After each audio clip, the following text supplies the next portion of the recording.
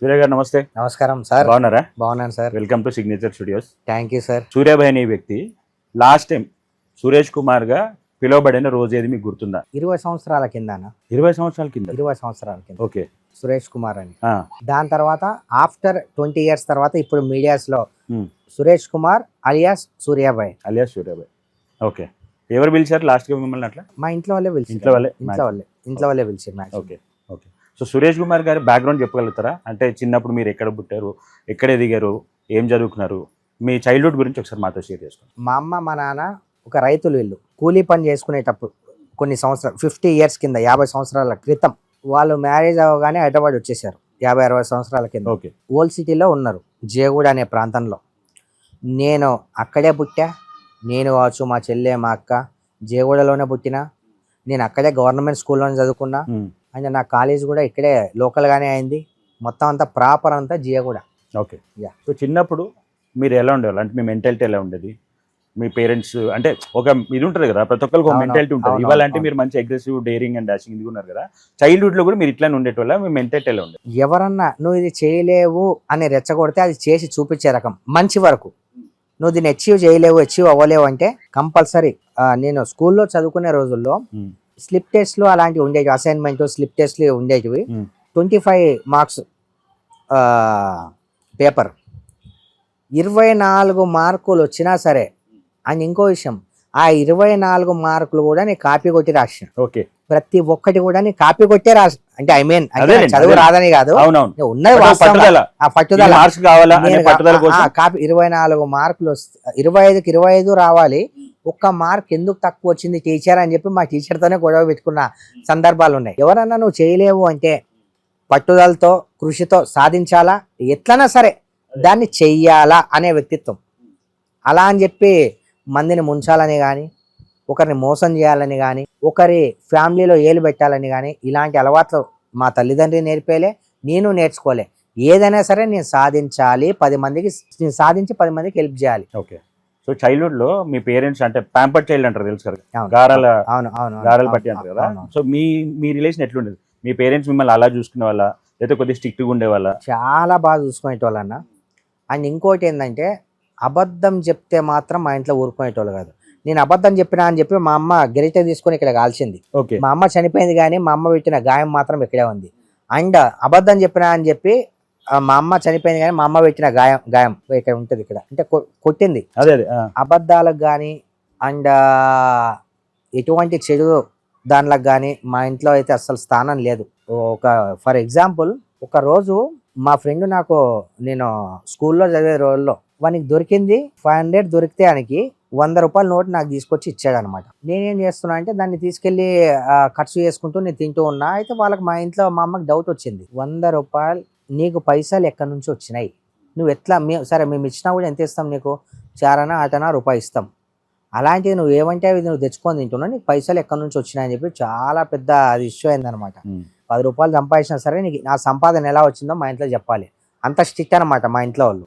మా అమ్మ అయితే అలా పెరిగా నేను. ఓకే. ఆ మంచి వాళ్ళు ప్రేమగా దగ్గర తీసుకునేటోళ్ళు, ఎలా డిసిప్లిన్గా పెట్టాలో అలాగూ చేసేటోళ్ళు.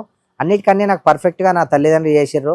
నాకు రెక్కలు వచ్చేదాకా నన్ను వాళ్ళు కష్టపడి బాగా చదివించారు, ఒక రేంజ్ తీసుకొచ్చారు. మేము సెటిల్ అయినాం. ఇంకా నేను అలానే పెద్దగా అవ్వడం, ఇదంతా కావడం మంచి అంతా కలిసి వచ్చింది అనమాట. ఓకే. సో మీ పేరెంట్స్ మీకు చెప్పిన మేజర్ ఒక సిద్ధాంతం ఈ రోజు వరకు మీరు ఫాలో అవుతున్న ఏదైనా సిద్ధాంతం ఉంటే చెప్పండి. మనల్ని నమ్మొచ్చిన వాళ్ళకి మనం న్యాయం చేయాలా, అండ్ మనం ఎవరిని కూడా మోసం చేయకూడదు. ఓకే. నమ్మొచ్చిన వాళ్ళ కోసం ఎంత దూరమైన వాళ్ళు వాళ్ళ కోసం నువ్వు నిలబడు, కానీ నమ్మొచ్చిన వాళ్ళని గొంతు పోయొద్దు. చైల్డ్హుడ్లో మీకు ఏదన్నా అంటే భయం అనేది ఏమైనా ఉండేదా? ఏదైనా విషయానికి భయపడతా ఉండేవాళ్ళ? చిన్నప్పుడు ఉంటుంది కదా ప్రతి ఒక్కరు, ఏదో హారర్ సినిమాలు అంటే భయపడతారు, కొంతమంది ఇంకేదంటే భయపడతారు, కొంతమంది అంబులెన్స్ సౌండ్ వస్తుంటే ఒక ఫోబియా ఉంటుంది యాజ్ ఎ చైల్డ్హుడ్. అంటే నాకు ఒక విషయం అంటే భయం అన్న. ఎవరన్నా సరే ఏదన్నా ఏ తప్పు చేయకపోయినా నా మీద ఇరిగేషన్ వేస్తే నాకు చాలా భయం వేసేది, బాధ అనిపించేది. చిన్నప్పటి నుంచి మనం చేయని తప్పుకు మనల్ని నిందిస్తుంటే చాలా భయపడేటోని. ఇప్పుడు ఏంటంటే సమాజంతో పాటు సొసైటీలో ఉన్న మనుషులను తగ్గట్టు, సరే సొసైటీ ఇలానే ఉంది, సొసైటీలో మనం ఇలానే బతకాలి అని చెప్పి నేర్చుకున్నాం. ఎన్నో ఎలిగేషన్స్ వస్తుంటాయి, మనం వెళ్ళే ప్రయాణంలో ఎన్నో ఏవో జరుగుతుంటాయి. సొసైటీకి తగ్గట్టు మనం మారాలని చెప్పి నేను మారా. స్కూల్లో ఉన్నప్పుడు సురేష్ కుమార్ గారికి వాళ్ళ పేరెంట్స్ కూడా పాకెట్ మనీ ఇస్తారు, ఎంతో కొంత ఇస్తారు కదా. సో కొంతమంది ఎట్లుంటారంటే వాళ్ళకి ₹1 ఉంటే ₹1 వాళ్ళే కొనుక్కొని తింటారు. కొంతమంది ఏం చేస్తారంటే ₹1 ఉంటే 2-3 ఫ్రెండ్స్ కూడా తీసుకుపోయి అందరికి అంత పాకెట్ మనీ ఉండదు కదా. సో మీరు ఏ టైప్ ఆనెస్ట్ గా చెప్పండి. అదే ఆనెస్ట్ గానే చెప్తాను, నిజంగా వాస్తవంగా చెప్తున్నా. లేదా మీకు ఎవరైనా ఫ్రెండ్స్ కూడా అలా ఖర్చు పెడతా ఉండేవాళ్ళ? అంటే ఆ రోజుల్లో మాత్రం 100% చెప్తున్నా, అందరం కలిసి మెలిసి తినేటోళ్ళం అన్న. ఏది ఉన్నా సరే, అంటే నా మనస్తత్వం ఎలాంటిదంటే ఫస్ట్ ఏదైనా తీసుకుంటే ఫస్ట్ నా పక్కన ఎవరన్నా ఉండని, నా పక్కన వాళ్ళకి ఇచ్చిన తర్వాత అప్పటికీ అదే ఆలోచన నాది, ఇప్పుడు కూడా అదే. ఫస్ట్ నా పక్కనోని కడుపు నిండిందా, నా పక్కనోడు తిన్నాడా, ఇంత ఉంటే దాంట్లో ఇద్దరం పంచుకొని తిన్నాం. సరే, ఇప్పుడు ఆనెస్ట్ ఒక మాట చెప్పండి, సూర్యాబాయిగా వాళ్ళు మీరు ఉన్నారు కదా, ఆ సురేష్ కుమార్ని ఎప్పుడైనా మిస్ అవుతున్నారా? ప్రతి క్షణం మిస్ అవుతున్నా అన్న. ఆ రోజులు చాలా బాగుండేవి అన్న, అదే బాగుండేది. ఒక కుళ్ళు, కుట్ర, కుతంత్రం, ఈ ఎలిగేషన్స్, ఈ ప్రాబ్లమ్స్, ఈ గొడవలు ఏవి లేవు. పీస్ఫుల్గా అమ్మ మంచిగా మన పని మనం చేసుకున్నామా, ఇంట్లో వచ్చినామా, పండినామా, ఏమన్నా చేసినామా, ఆ లైఫ్ చాలా బాగుండేది అన్న. ఎవ్రీడే ఆ లైఫ్ నిజంగా అన్న. నోట్లో నుంచి వచ్చిన మాట గడిచిపోయిన మంచి రోజులు, ఏమైనా మంచి కావచ్చు, చెడు కావచ్చు, ఏది కూడా తిరిగిరాదు. నా లైఫ్లో సురేష్ కుమార్గా ఉన్న లైఫ్ నాకు చాలా బాగుండేది. నాకు సురేష్ కుమార్గా ఉన్నప్పుడు నాకు శత్రువులు లేరు, ఇవన్నీ ఎలిగేషన్స్ లేవు, ఏం లేవు. సూర్యాబాయిగా ఎప్పుడైతే నేను క్రియేట్ అయ్యానో అప్పటి నుండి నాకు జీవన పర్యంతం ఏదో ఒక ఫేసింగ్, ఏదో ఒకటి ఫేస్ చేయాలి, ఏదో ఒక దాన్ని ఎదుర్కొంటూ రావాలి. ఇలాంటి ప్రాబ్లం చాలా ఫేస్ చేశాను. చిన్న ఉన్నప్పుడు ఏ బాధ్యత లేకుండా చాలా బాగుండేది. అప్పుడు మనకు వద్దన్నా కూడా బాధ్యత ఆటోమేటిక్ మన నెత్తి మీదకి వచ్చేస్తుంది.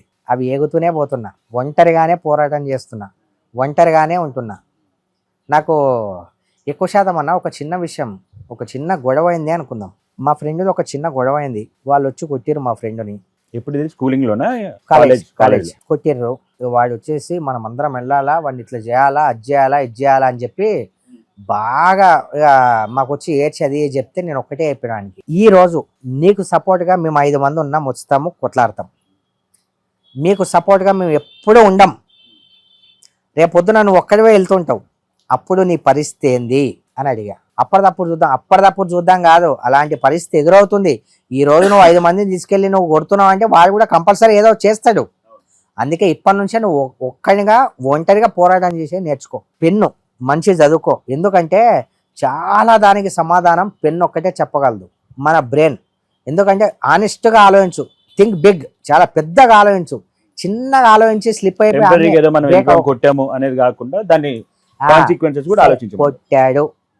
కొట్టారు, దాన్ని ఎలాంటి ప్రాబ్లం కాకుండా, చేతికి మట్టి అంటకుండా రివెంజ్ ఎలా తీర్చుకోవాలి అంటే, నీ వైపు న్యాయం ఉన్నప్పుడు నువ్వు రివెంజ్ కంపల్సరీ తీర్చుకోవాలి. నీ వైపు న్యాయం లేనప్పుడు అది రివెంజ్ తీసుకుంటే అది కాదు. నీట్గా ఆలోచించు. ఒక సంఘటన మన లైఫ్లో జరిగినప్పుడు అప్పటిదప్పుడు కోపంతో ఏదో చేసేది కాకుండా సైలెంట్ కూర్చొని నీట్గా ఏం చేయాలని ఆలోచన చేయి. ఫస్ట్ ఆలోచన చాలా గొప్పది, చరిత్ర సృష్టిస్తుంది ఆలోచన. ఆ రోజు చెప్పిన వానికి ఆ మాట, నాకు చిన్నప్పుడు నా తల్లిదండ్రులు కూడా నాకు అలానే చెప్పారు, నేను వానికి అలానే చెప్పాను. ఈ రోజు కూడా నేను అలానే ఉన్నా. ఈ రోజు మాత్రమే వాళ్ళు ఉంటారు, రేపు ఉండకపోవచ్చు, రేపు ఒక్కరిమే ఉండొచ్చు. నువ్వు అప్పుడు పరిస్థితి ఏంది, ఎన్ని రోజులు అని చెప్పి ఒకని బలం మీద నువ్వు నిలబడతావు, నీ బలం మీద నువ్వు నిలబడాలా. వాని బలం వాడు చూపించుకున్నాడు, ఓకే చూపించుకున్నాడు, నీకు కూడా ఒక టైం వస్తుంది ఏదో ఒక రోజు. బట్ ఓవరాల్ గా మీరు అంటే ఈ ఎపిసోడ్ మీరు చెప్పిన ఎపిసోడ్లో మీరు మీ ఫ్రెండ్కి సజెస్ట్ చేసింది, కొన్నిసార్లు కాంప్రమైజ్ వెళ్ళిపోవడం చేసుకుంటే మంచిదా, లేదా ఎప్పటికైనా వెయిట్ చేసి రివెంజ్ తీర్చుకోవడం మంచిదా? మీరు ఏం చెప్పారు? కొన్నిసార్లు కాంప్రమైజ్ చేసుకుంటే వెళ్ళిపోవాలి, తప్పదు అన్నప్పుడు ప్రతి ఒక్కరికి ఓపిక అనేది ఉంటుంది. ఓపిక నశించినప్పుడు రివైండ్ చేయాలి, రివైండ్ తీసుకోవాలి. ఎందుకంటే ఓపిక నశించినప్పుడు తప్పదు, వేరే ఆప్షన్ లేదు. 100కి 99% కాంప్రమైజ్ పరంగానే వెళ్ళాలి. సో కాంప్రమైజ్ వల్ల విషయం తేలట్లేదు, ఆ ప్రాబ్లం సాల్వ్ అవ్వట్లేదు అన్నప్పుడు రివెంజ్ 100% అది వాస్తవం. అది నాకు తెలిసి మ్యానుఫ్యాక్చరింగ్ డేట్ తెలుసు, ఎక్స్పైరీ డేట్ మనకు తెలియదు. అవును, అది అంతా దేవుని చేతిలోనే ఉంటుంది. దాని మీద ఆధిపత్యం చెలాయించిన అధికారం ఎవ్వరికీ లేదంట. నేనైతే ఎవ్వరికి కూడా అధికారం లేదు, ఒక దేవునికి తప్ప. మధ్యలో ఎవరో వచ్చి ఏదో చేసేస్తారంటే ఎట్లా చేస్తారండి? పైన దేవుడు అనేటోడు ఒకరు ఉంటాడు. ఒకరు మనల్ని బాధ పెట్టిరంటే ఆ బాధ కంపల్సరీ నీ దాకా వస్తుంది. 4 రోజులు లేట్ అయినా నీ దాకా వస్తుంది. సైలెంట్గా కామ్గా సైలెంట్గా ఉండిపో, 100% దానికి నీకు సమాధానం చూస్తుంటావు, అది జరుగుతుంటుంది. ఈ రోజు వాడు ఆనందపడవచ్చు, ఎవరైనా సరే ఈ రోజు జరిగిందని చెప్పి ఆనందపడవచ్చు, కానీ రేపు పక్క బాధపడతాడు. ఎందుకంటే మనకు ఆర్ట్ అనేది ఒకటి ఉంటుంది, మనసు అనేది ఒకటి ఉంటుంది కదా. మన మనసు తగులుతుంది ఆ బాధ 100% మనకి తగులుతుంది ఎవరికైనా సరే.